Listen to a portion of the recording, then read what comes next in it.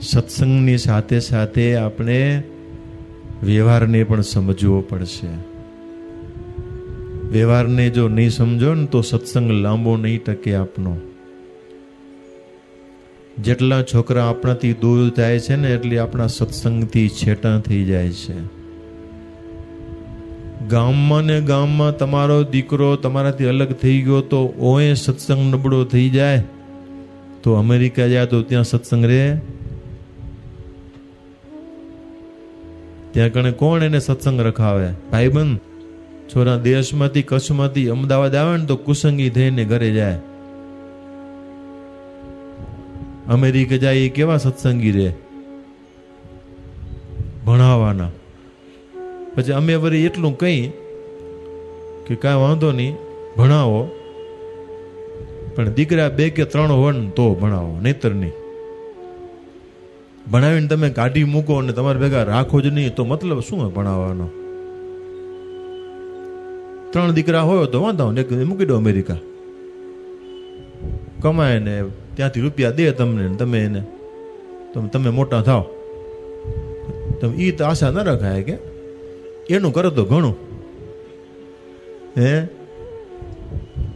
અને એમાં જો ક્યાં ખોટમાં ગયો તો બાપા ખેતરે વેચે અહીંયા ગણે અને પૈસા મોકલાવે.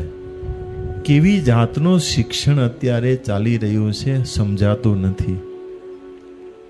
બધા સપોર્ટ કરીએ છીએ આપણે અને આમ વિકાસ થઈ રહ્યો છે આપણો સત્સંગનો, આપણી સમાજનો. આટલા દીકરા આપણા અમેરિકા ભણે છે, આપણી સમાજના આટલી દીકરીઓ આપણી અમેરિકા ભણે છે. હે, સત્સંગનો કોઈ ત્યાં કણે પ્રભુત્વ નથી અથવા તો કોઈ ત્યાં કણે વ્યવસ્થા નથી. એટલે કાંઈ વાંધો નહીં કરીએ તો એ નહીં ચાલે. સમજી રાખવું, સમજી ગયા ને? સમજી રાખવું કે અર્થાનુલક્ષીને બધું આજનું શિક્ષણ છે. વ્યવહારમાં બિલકુલ ઉપયોગમાં આવે એવું શિક્ષણ અત્યારે કોઈને અપાઈ રહ્યું નથી. માત્ર હવે વ્યવહારનું શિક્ષણ આપવા માટે એમના માતા પિતા, એના દાદા દાદી અને એમનો પરિવાર છે એ આપશે, અથવા તો કંઈક પ્રસંગે પધારેલા સંતો એ એમને આપશે. બાકી કોઈ જગ્યાએથી વ્યવહાર સંબંધી શિક્ષણ મળવાનું નથી. આજે તમે તમારા દીકરાને પૂછતા તો હશો, તમારા દીકરા ભણેલા કે ભણી લીધું? ભણે છે? કયા ધોરણમાં ભણે છે? અહીંયા આવ્યા છે કોલેજના 3 વર્ષ વાળા? બરાબર. કેટલા વિષય છે ભાઈ કોલેજમાં? 5. કયો છે? એટલે એમાં શું આવે? સિવિલ એને આમ બિલ્ડિંગ કેમ બનાવો એ આવે નહીં? બરાબર. પછી બિલ્ડિંગ બનાવો છો કે ભણી લઈ ખાલી પછી જોયું જાય? તમે ભગત કેટલું ભણો છો? 9માં છો. કેટલા વિષય છે તમારા? 7 છે. બરાબર. કયો છે વિષય? ભલે જ્યાં ભણે ત્યાં પાઠ્યક્રમ તો ઈ જ છે ને. ગુરુકુળમાં ભણે કે કોન્વેન્ટ સ્કૂલમાં ભણે કે પ્રાઇવેટમાં ભણે, પાઠ્યક્રમ તો એનો એ જ છે ને. સમાજ વિદ્યા આવે? સમાજ વિદ્યા કે એ 9માં ના આવે? વળી મને કહેશો ઇંગ્લિશમાં શું કહેવાય? હે, SST. ઓ, એ તો આપણે નહીં આવડે ભાઈ પાછું. આ એમ જ માર ખાધી આપણે. પર્યાવરણ આવે? પર્યાવરણ એ બી આવે છે. એમાં શું કરવાનું હોય? લે, કાંઈ વાંધો નહીં. આ તો ખાલી કદાચ તમે વળી બોર થઈને ગયા હો સ્વામીની કથા સાંભળીને, એટલે એક જરૂરી છે આ વિચારવાની. બાપુજી તમને પૂછે કોઈક દી શું ભણો છો બેટા, કે નથી પૂછતા?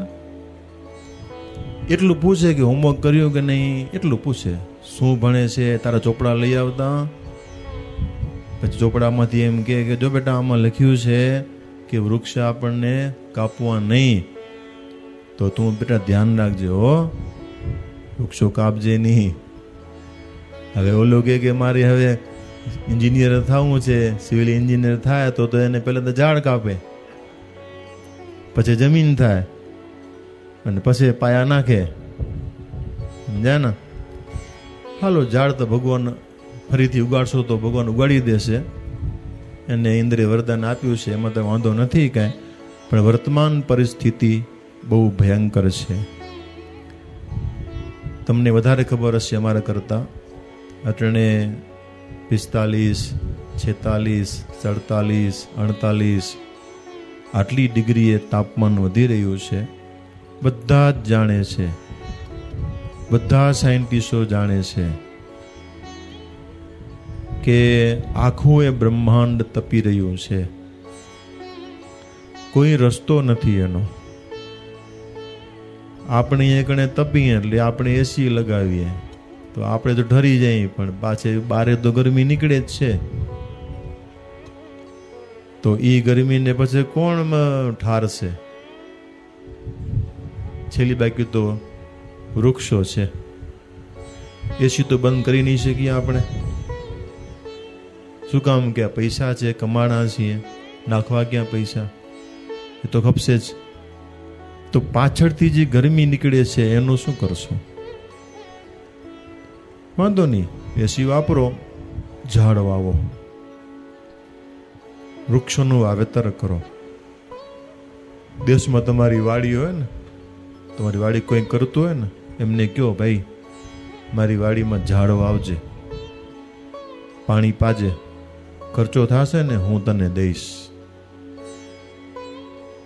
ભારત દેશની અંદર 10 કરોડ વૃક્ષોની જરૂર છે, નહીતર 10 વર્ષમાં તાપમાન 60 ડિગ્રીએ પહોંચશે તો આપણે કોઈ બચી શકવાના નથી.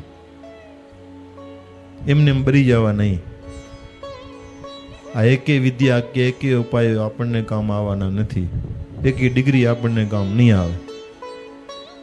એટલે ખૂબ ગંભીરતાથી પર્યાવરણને સૌ બાળકો ભણે છે અને આપણે બધાએ પ્રેક્ટિકલી સમજી શકીએ છીએ કે કાર્બન ડાયોક્સાઇડ નીકળે છે, એને ઓક્સિજન જો નહીં મળે તો આખું એ બ્રહ્માંડ વધુ ને વધુ તપશે, પ્રદૂષણ ફેલાશે. એ તો બીજા નંબરની વાત, પણ એનાથી આપણે બધાએ ખતમ થઈ જવાના છીએ.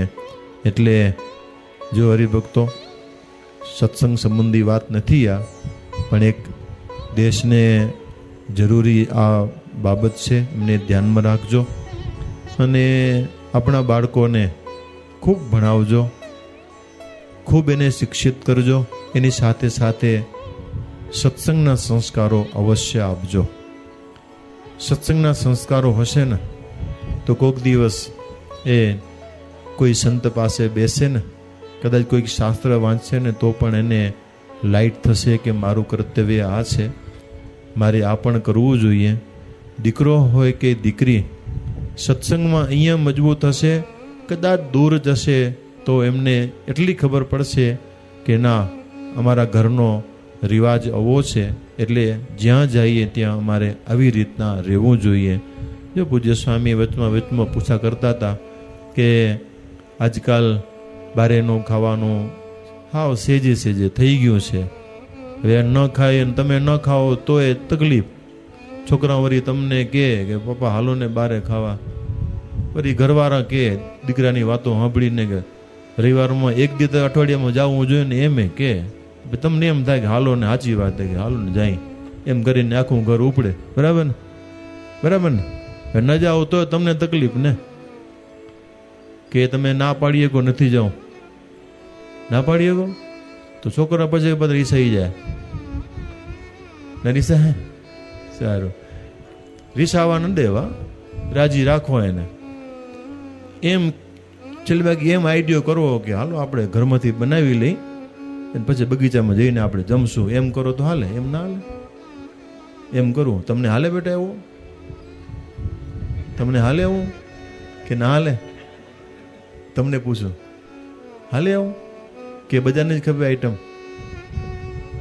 પીઝા હો તો મજા આવે એમ. તો ઘરે પીઝા બનાવો ને, ઓલ્યા નહીં હો, મેંદાના બનાવે એ નહીં.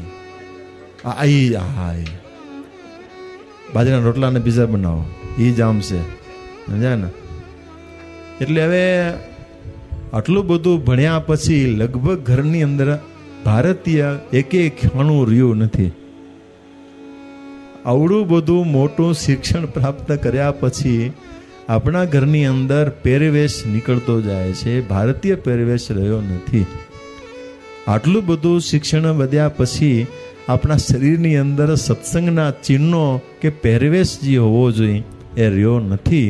એટલે આપણે જ મૂંઝાઈ રહ્યા કે આપણે ભણી છીએ કે અભણ છીએ કે સૂતા છીએ કે જાગીએ છીએ, કશી આપણને ખબર નથી કે આપણે કયા લેવલે કઈ જગ્યાએ ઊભા છીએ, સમજ્યા? એટલે ખાસ હું વાત કરી રહ્યો હતો, આપણા સંતાનોને સંસ્કારિત કરજો.